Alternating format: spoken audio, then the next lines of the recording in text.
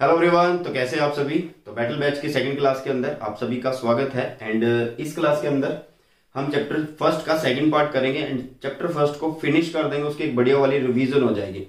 जैसे ही ये चैप्टर खत्म होगा, रिवीजन जैसे ही खत्म होगी, जो थर्ड वीडियो आएगा वो इसके क्वेश्चन से रिलेटेड आएगा। ठीक है। कई बच्चे बोलते हैं कि सर डिटेल्ड शॉर्ट्स देखें, आपके वन शॉर्ट्स देखें या फिर इनको देखें। बेटा मैंने बोला नहीं, ये रिवीजन है। अगर आपको डिटेल के लिए जाना है तो लिंक आपको डिस्क्रिप्शन बॉक्स में मिल जाएगा। पूरी प्लेलिस्ट बनी हुई है, पूरा सिलेबस है वहां पर। ठीक है। ये है कि कम टाइम में आप अपने चैप्टर को रिवाइज कर सकते हो। 30-30 मिनट की एक वीडियो रोज मिलती है आपको एंड टाइम फिक्स आपका 9 बजे, डेली 9 बजे, रात के 9 बजे आपको वीडियो मिल जाएगी। ठीक है। चलिए तो आगे बढ़ते हैं एंड कौन कौन से टॉपिक आज हम कवर करेंगे वो है torque on a dipole, potential energy stored in a dipole, electric flux, Gauss theorem and उसकी एप्लीकेशन। एंड मैं सारी चीजें करवाऊंगा। ठीक है। कि जो डिलीट पोर्शन है उसको भी करवा देंगे ताकि जो बच्चे मतलब दूसरे बोर्ड से हैं उनको कोई प्रॉब्लम ना हो, वो भी ये चीज कर सकते हैं इजीली। ठीक है। चलिएगा, वैसे तो लगभग सभी स्टेट बोर्ड एंड सीबीएसई का लगभग सेम हो चुका है सिलेबस। ठीक है। तो आज अभी के लिए जो फर्स्ट टॉपिक है हमारे पास वो है torque on a dipole placed in uniform electric field. तो डायग्राम्स पहले से बनाए हुए हैं, एक दो पॉइंट्स पहले से लिखे हुए हैं कि आपका टाइम बचे। तो यहाँ पर हम क्या कर रहे हैं देखिएगा ध्यान से। टॉर्क निकालेंगे किसी एक डाइपोल के ऊपर जो कि प्लेस है किसमें, यूनिफॉर्म इलेक्ट्रिक फील्ड में। तो uniform electric field equi distance parallel line से बनता है। ये क्या है?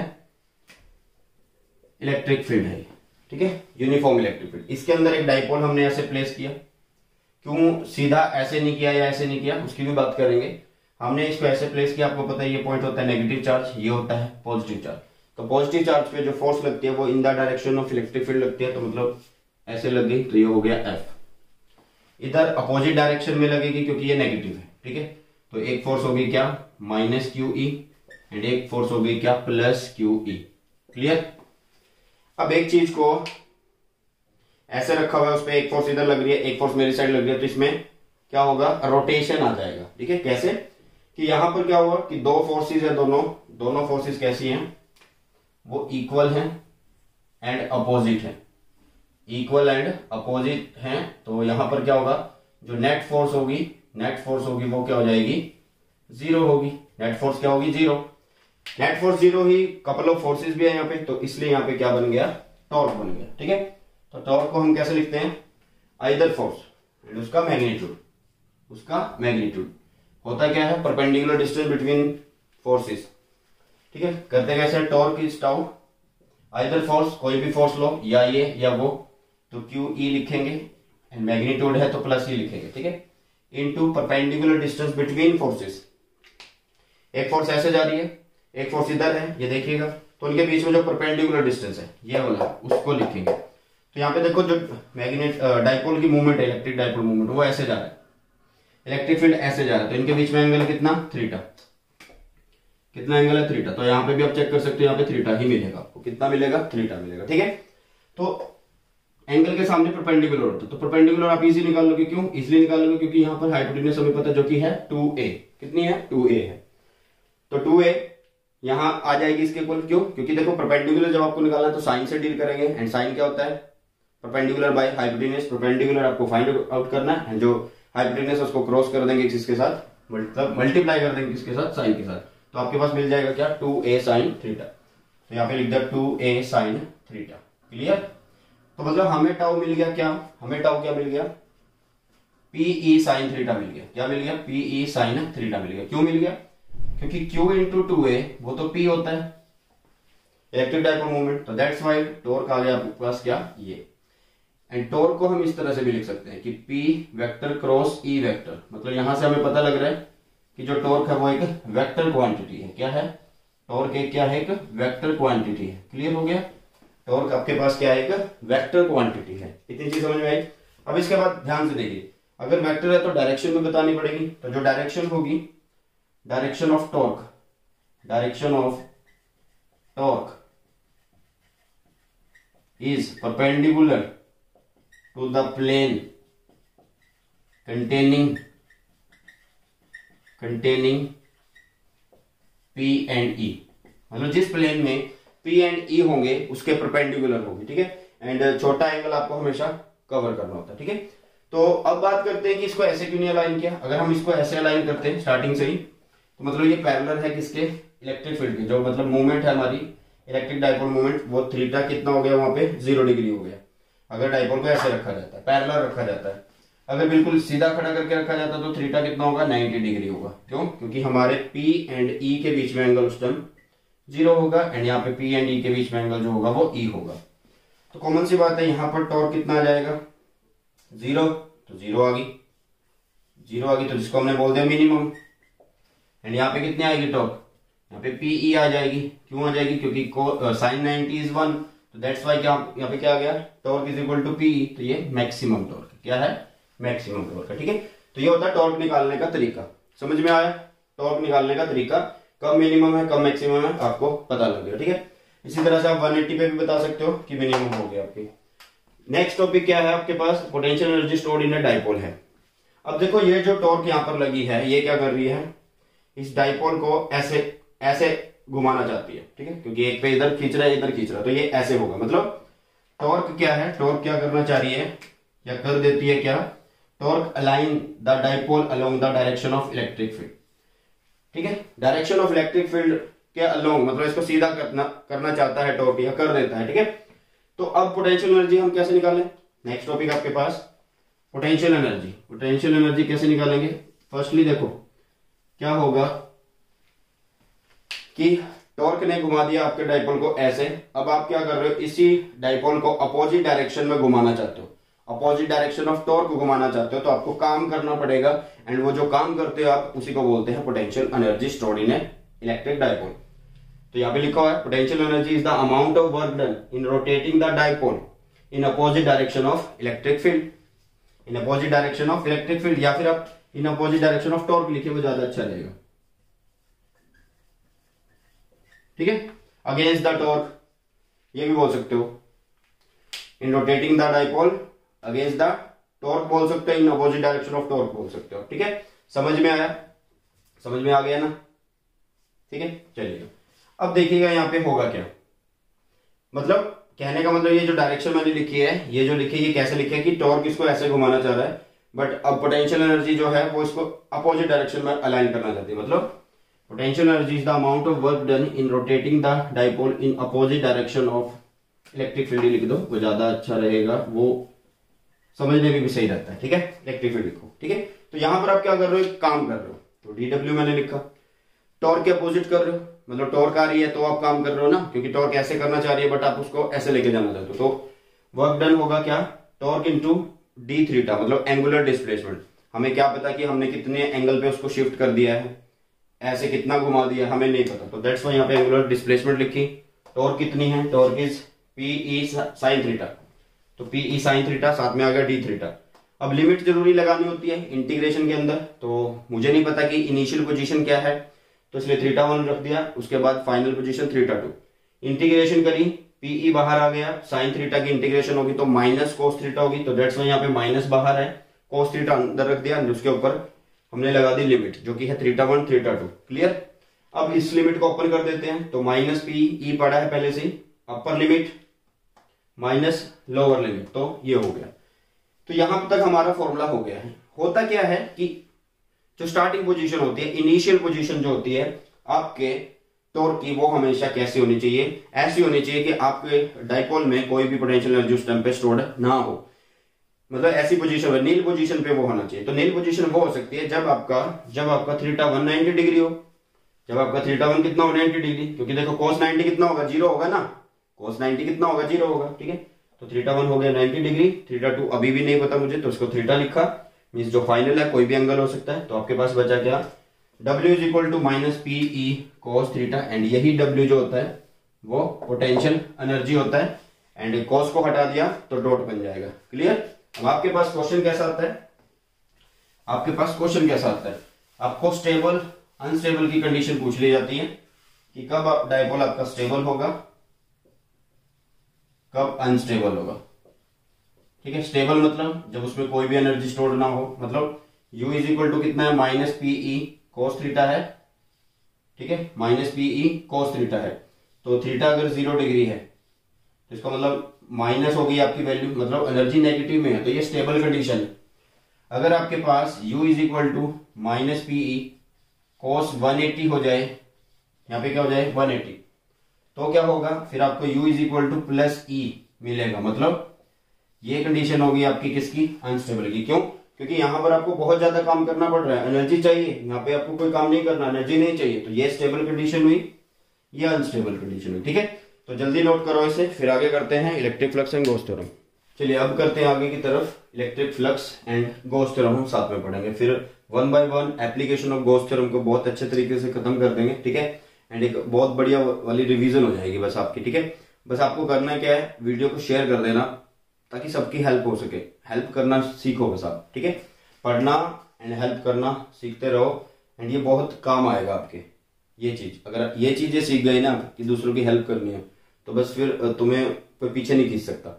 ठीक है, चलिए इलेक्ट्रिक फ्लक्स। इलेक्ट्रिक फ्लक्स क्या है, number of electric field line passing through surface area normally, कि मतलब समझो इसको ध्यान से कि number of electric field lines किसी सरफेस एरिया में से पास हो रही हैं, बट वो पास कैसे होनी चाहिए, नॉर्मली पास होनी चाहिए। ये देखो यहाँ पे क्या है कि सरफेस एरिया लिया हुआ है। ठीक है, ये एक शीट है, इसका एक सरफेस एरिया है जिसको हम एस बोल रहे हैं। क्या बोल रहे हैं, जिसको हम एस बोल रहे हैं। S vector is the direction of area. ठीक है, कि इसका एरिया वेक्टर कहाँ होगा वो शो कर रहे हैं। तो यहाँ पर देखो हमने क्या किया, आप क्या लिख सकते हो उसको कि फ्लक्स क्या होना चाहिए, इलेक्ट्रिक फील्ड लाइंस। तो इलेक्ट्रिक फील्ड लाइंस उसमें से क्या, किस में से जा रही हो, एरिया में से, तो इन दोनों को मल्टीप्लीकेशन मैंने लिख दिया। ठीक है, तो phi is the notation of electric flux, तो मतलब ई एस हो गया।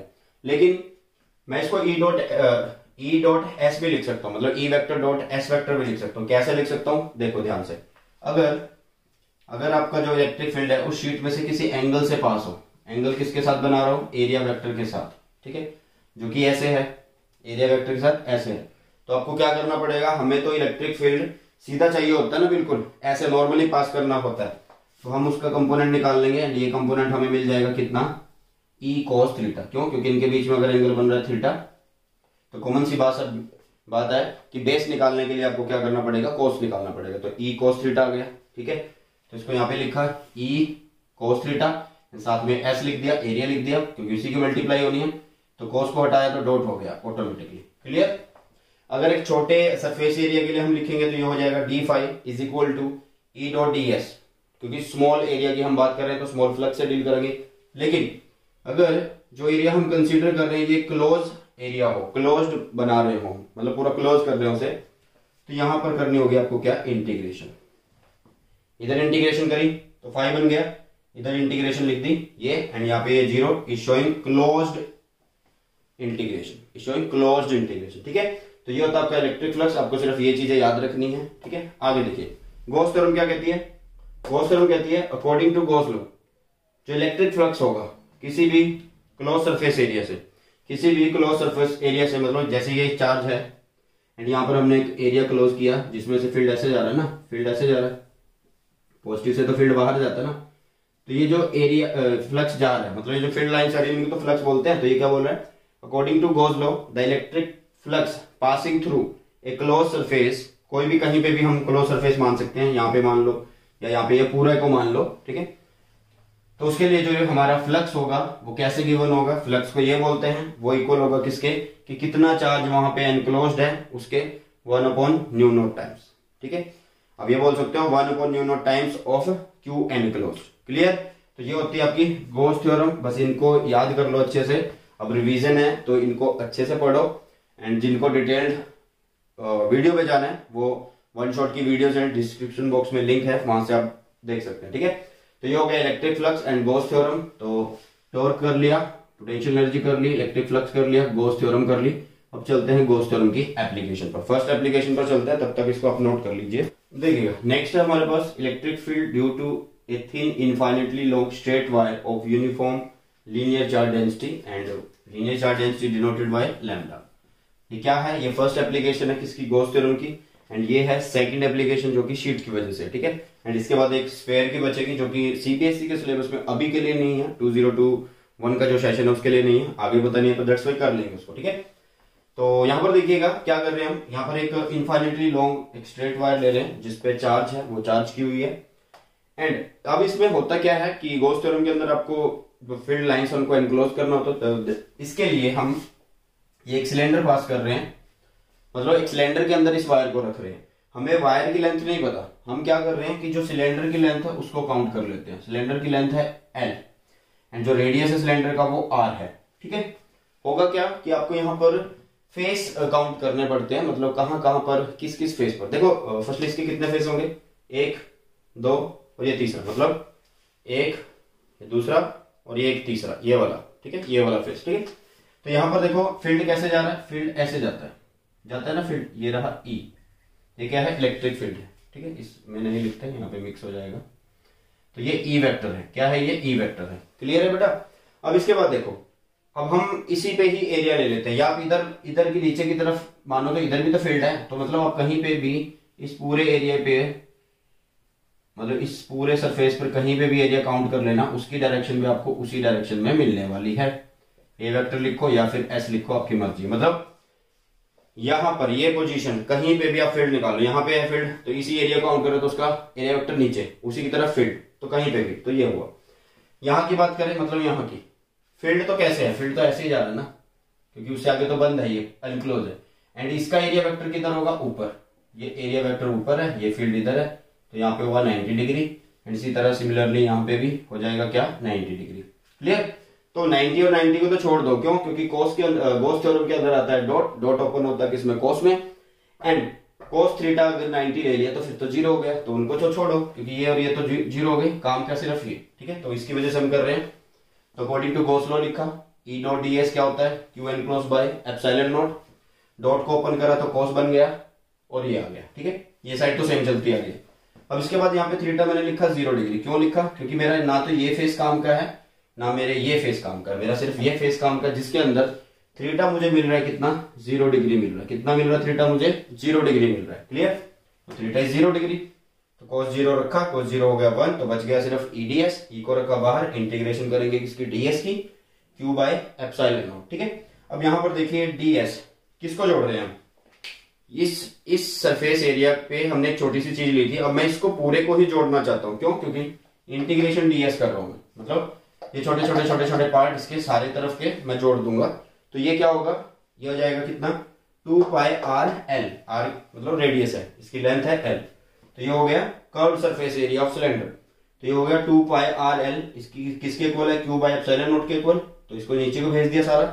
हमें पता है, हमने पढ़ लिया कि लैम्डा क्या होता है, Q बाय L होता है, तो Q बाय L बन गया आपके पास क्या, लैम्डा। तो यहाँ पे Q बाय L उड़ा दो, बचा क्या सिर्फ लैम्डा, एंड ये हो गया आपके पास 2 पाई r epsilon not, 2 pi r epsilon not हो गया। ठीक है, यहां से हमें पता लग रहा है कि जो E है वो इनवर्सली है किसके, R के। R मतलब जितना बड़ा सिलेंडर आप लेते जाओगे उतना ही जो रेडियस, मतलब जितना बड़ा रेडियस होगा सिलेंडर का उतनी ही दूरी पर आपका जो फील्ड होगा वो कम होता जाएगा। ठीक है, तो ये थी आपकी फर्स्ट एप्लीकेशन। एक बार चेक कर लेते हैं कि सही दिख रहा है। मुझे लगा था कि ये पोर्शन नीचे हो गया तो दिख नहीं रहा, तो दिख रहा है अच्छे से।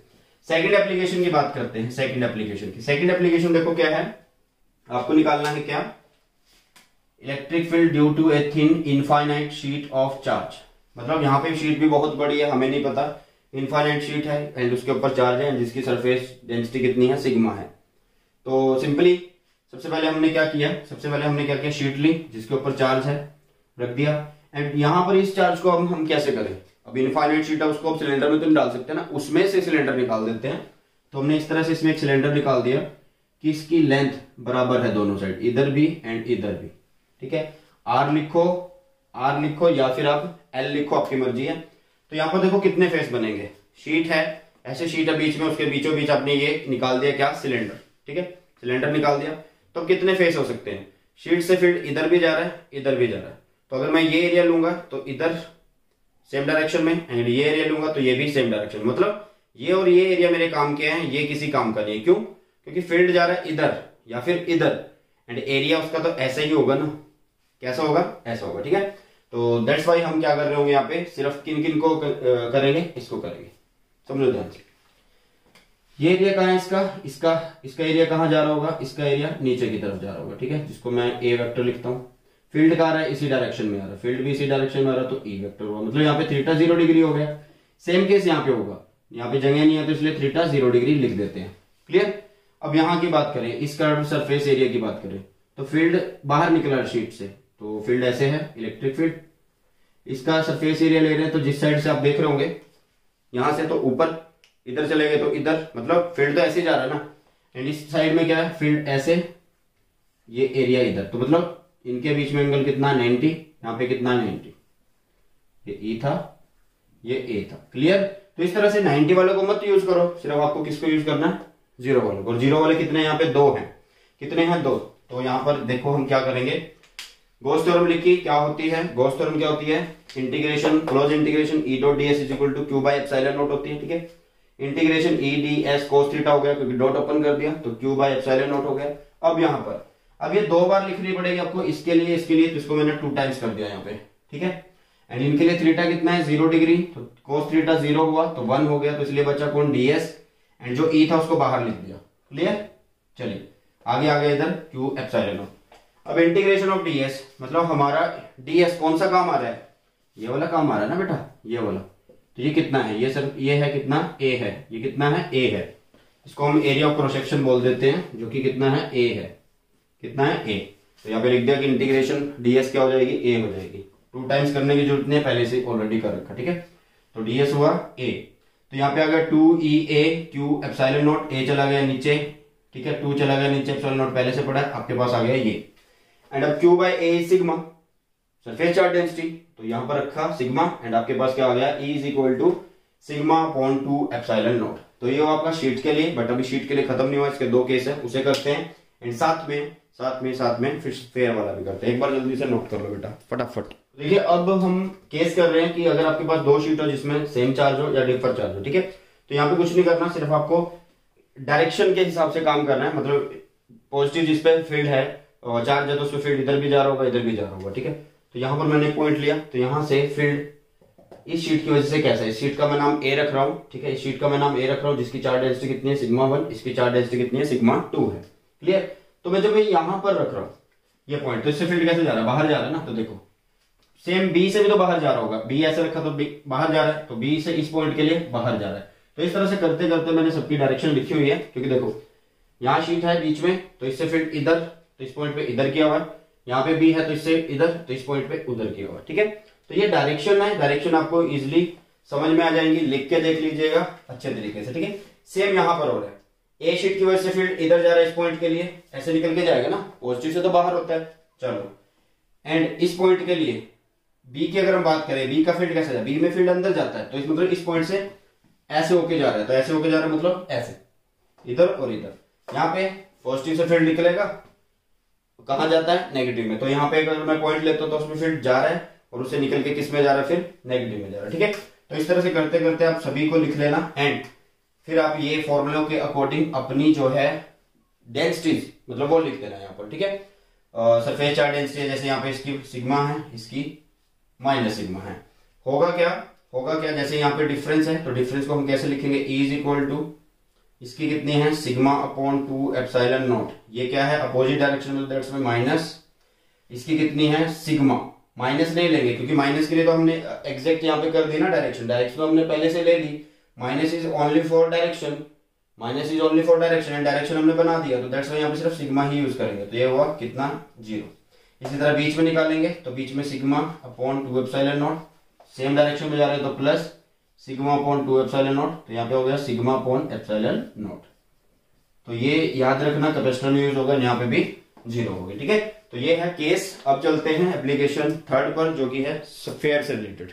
चलिए 3rd एप्लीकेशन पर आ जाते हैं। ये सीबीएसई के सिलेबस में नहीं है, अगर आप नहीं करना चाहते हो तो मत करिएगा, बट फर्दर आगे जब भी एग्जाम कोई आप कंपटीशन के देते हो तो जरूर करिए। हालांकि उसमें से भी ये टॉपिक डिलीट है, बट ये आगे जैसे हम 2021 के लिए अभी पढ़ रहे हैं, तो आगे जब 2022 शुरू होगा तो उसमें ये टॉपिक आने के चांसेस ज्यादा रहेंगे। ठीक है, मतलब अगर सिलेबस दोबारा से रिवाइज हुआ तो देखिए यहाँ पर electric field due to uniformly charge thin spherical shell की अगर हम बात करें, यहाँ पर क्या कर रहे हैं, एक स्फेरिकल शेल ले रहे हैं जो कि यूनिफॉर्मली चार्ज है, जिसके ऊपर टोटल चार्ज मैं बता देता हूँ कितना है, Q है, हमने मान लिया, एंड जिसका रेडियस कितना है, कैपिटल R है, जिसका रेडियस कितना है, कैपिटल R है। अब यहां से फील्ड हर एक डायरेक्शन में जा रहा होगा, पॉजिटिव से बाहर जाता ना, रेडियली आउटवर्ड जाता, तो हमें क्या करना पड़ेगा, यहाँ पर गोजियन सरफेस बनाना पड़ेगा। तो मैंने यहाँ पे गोजियन सरफेस बनाया, एंड कहां पर उसको कंसिडर किया, ये बाहर की तरफ किया, means R greater then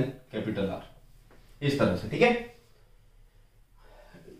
very very मत लिखो, बस ग्रेटर देन लिख लो, हो जाता है R greater than R capital are.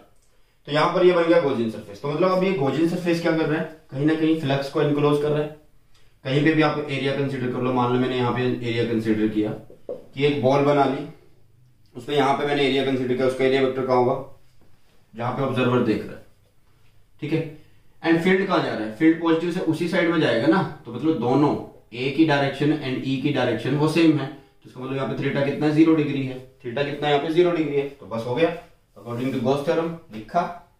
E dot D S को ओपन करेंगे तो ई डी एस कोस थीटा बनेगा, इज इक्वल टू हो जाएगा क्यू बाई एप्सिलॉन नॉट के। हो गया, थीटा कितना है, 0 डिग्री है, तो यहाँ पे हो गया कितना, ई डी एस, साथ में क्या हो गया, कोस थीटा जो 0 था वो 1 हो चुका है, तो इज इक्वल टू हो गया Q by epsilon not. E integration करेंगे किसकी, ds की, एंड ये है q एंड नीचे है एप्सिलॉन नॉट। फर्स्टली इस q की वैल्यू लिखते हैं, q मतलब ये चार्ज। हमें पता है कि इसकी सरफेस चार्ज डेंसिटी अगर मैं सिग्मा बोल दूं तो मैं q को आसानी से लिख सकता हूं। देखो सिग्मा क्या होता है, टोटल चार्ज बाय एरिया। तो एरिया कितना होगा, 4 पाई, जितना रेडियस है वो लिख दिया। तो मतलब यहां से q कितना हुआ, sigma 4 pi capital R square हुआ। क्लियर है इतनी चीज, तो ये लिखा मैंने यहाँ पे। चलो ये हो गया E इज इक्वल टू, इसकी वैल्यू लिखी जो कि कितनी है, sigma 4 pi capital R square, नीचे है एप्सिलॉन नॉट दिस, ठीक है। अब इंटीग्रेशन डीएस बचा, इंटीग्रेशन डीएस मतलब मैं इसको जोड़ रहा हूं मैं गॉसियन को, तो उसका जब मैं डीएस कर रहा हूं, जोड़ रहा हूं, तो इसका मतलब ये है कि मैं उसका एरिया निकाल रहा हूं, सरफेस एरिया। तो इंटीग्रेशन ऑफ डीएस कितना बन जाएगा, 4 पाई स्मॉल आर स्क्वायर बन जाएगा। 4 पाई से 4 पाई कैंसिल हो गया, तो आपके पास क्या बचा, E is equal to sigma capital R square, नीचे एप्सिलॉन नॉट, एंड यहाँ पे क्या है, स्मॉल आर स्क्वायर। क्लियर कि अंदर वाला जो मतलब स्फीयर हम ले रहे हैं उसका रेडियस ऊपर, जो आपका गॉसियन सरफेस है उसका रेडियस नीचे, ठीक है। तो ये केस था जब आपका गॉसियन सरफेस बाहर हो, मतलब इस कंडीशन पे हो। लेकिन आपको कई बार एग्जामिनर ये बोल देगा कि अगर आपका आर इसके इक्वल हो जाए, कैपिटल आर के इक्वल हो जाए, स्मॉल आर कैपिटल आर के इक्वल, मतलब गॉसियन सरफेस बिल्कुल यहां पर ले, तो बस फिर क्या है, फिर हमारे पास E कितना हो जाएगा, sigma R square upon epsilon naught, and R square की वैल्यू फिर से आर हो गया तो आर स्क्वायर हुई, ये कट गया यहां से, तो E is equal to sigma by epsilon naught, E is equal to sigma by epsilon naught. अब एक और केस ये बोल सकता है, ये सेकंड केस था, ये फर्स्ट केस था। थर्ड केस की अगर हम बात करें, ये ऐसा भी तो बोल सकते हैं कि आर लेस हो जाए एंड कैपिटल आर बड़ा हो जाए, मतलब आपका गॉसियन सरफेस यहां हो जाए। तो बताना गॉसियन सरफेस यहां पर अगर होगा तो चार्ज एनक्लोज कहां हो रहा है, नहीं हो रहा ना, तो इसका मतलब यहां पे जो इलेक्ट्रिक फील्ड हम लिखेंगे वो कितना लिखेंगे, 0। मतलब इस केस में 0, इस केस में ये, एंड ये है इस केस के लिए जब आपका आर ग्रेटर है। कौन से केस के लिए, ये आर ग्रेटर देन दिस। यहाँ पे है R is equal to capital R, यहाँ पे है R less than this capital R, ठीक है। तो ये थी आपकी थर्ड एप्लीकेशन, एंड सारे टॉपिक जो हमने इस चैप्टर के अंदर करने थे, मतलब आपके सिलेबस के अकॉर्डिंग वो सारे कर दिए गए हैं, ठीक है। एंड बैटल बैच की सेकंड क्लास थी जिसके अंदर हमने इस चैप्टर को पूरा अच्छे से रिवाइज कर लिया, 2 पार्ट में किया, एक इससे पहले का वीडियो है एंड एक ये वीडियो है, ठीक है। मैं यही बोलूंगा कि रिवीजन करो, करते रहो। एंड देखो कोई भी काम आप कर रहे हो, मैं बार बार बोल रहा हूं कि कोई भी काम आप कर रहे हो, कितने भी बिजी हो, लेकिन 30 या 35 मिनट निकाल लेना, आपकी फिजिक्स की एक बेस्ट वाली रिवीजन हो जाएगी, बेस्ट वाले क्वेश्चन मैं आपको करवा दूंगा, ठीक है। एंड फील आएगी आपको कि हाँ वाइब आएगी अंदर से कि बस बहुत बढ़िया नंबर आपके आने वाले हैं, क्योंकि जब आप प्रिपरेशन कर रहे हो तो नंबर आएंगे ही, ठीक है। चलिए, तो चैप्टर हो गया समाप्त, एंड इस क्लास को भी करते हैं समाप्त। मिलते हैं नई क्लास के अंदर, बैटल बैच की थर्ड क्लास में, जिसमें हम चैप्टर फर्स्ट के ही क्वेश्चन करेंगे, ठीक है। चलिए इसी के साथ करते हैं समाप्त, मिलते हैं हमारी नई वीडियो में। Thanks for the watching, God bless you all, have a nice day, bye bye, take care.